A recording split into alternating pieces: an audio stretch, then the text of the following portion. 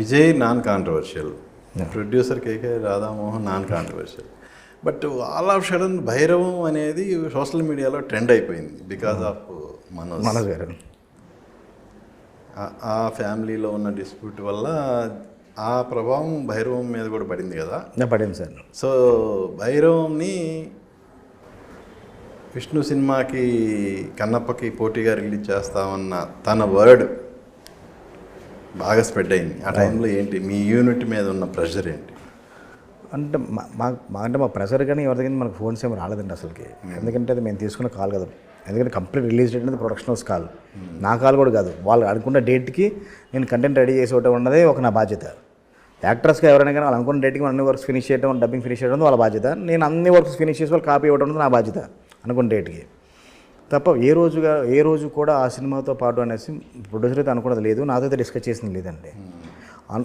ఒక release dates ఆ టైంలో ఓటీటీ డేట్ అనుకుంటే కనుక క్లోజ్ అయితే మనం ఈ డేట్స్ రకరకాల డేట్స్ని మనం అయితే రాసుకుంటాము.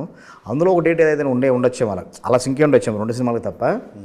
మేమైతే కంప్లీట్ ఎప్పుడన్నా మనోజ్ ఆ సినిమాకి పోటీగా మనం రిలీజ్ చేయాలి భయ్యా అని ఎప్పుడన్నా డిస్కషన్ జరిగిందా?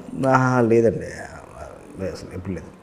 సీరియస్గా ఎప్పుడైతే లేదు. మనం సరదాగా జోకులు చేసుకుని మాట్లాడడం తప్ప మనం దాని మీద వేస్తాం దీని మీద వేస్తాం తప్ప ఆ సినిమా గురించి అయితే ఎప్పుడు మాట్లాడలేదు. తను కూడా అంటే స్పెక్యులేషన్ ఉండటం వేరు, తను ఓపెన్గా స్టేట్మెంట్ ఇవ్వడం.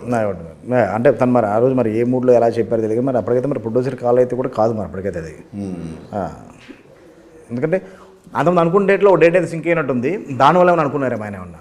ఓకే, అంటే ఫిబ్రవరిలో వస్తుంది, మార్చిలో వస్తుంది, ఏప్రిల్లో మన డీల్ క్లోజ్ అయితే డేట్స్ అయితే మనం పెట్టుకుంటాం కదా, డిస్ట్రిబ్యూటర్స్ కూడా మాట్లాడుకుంటాం కదా. అలా ఒక డేట్ అయితే మ్యాచ్ అయిందానికి ఆయన అనుకున్నారేమో. ఇప్పుడు ఈ రిలీజ్ డేట్ ఫిక్స్ అయిన తర్వాత అంటే కన్నప్ప కంటే ముందే వచ్చేస్తున్నాం కదా, మరి దాని గురించి ఏమన్నా అన్నారా మనోజ్? ఏమీ లేదండి అసలుకి లేదు. అప్పటి నుంచి దాని తర్వాత అంటే ఏంటి ఇలా మాట్లాడారనేసి మనం మాట్లాడింది లేదు, ఆయన కూడా సరే ఇలా మాట్లాడేసాను ఆయన చెప్పింది లేదనమాట. ఓకే వాళ్ళ ఇష్టంలో మాట్లాడారు, ఆయన ఏమనుకుని మాట్లాడుకున్నారు అనేసి మా ప్రొడ్యూసర్ అంతే రెస్పెక్ట్ ఇచ్చి దాని గురించి ఏం డిస్కస్ చేయలేదు.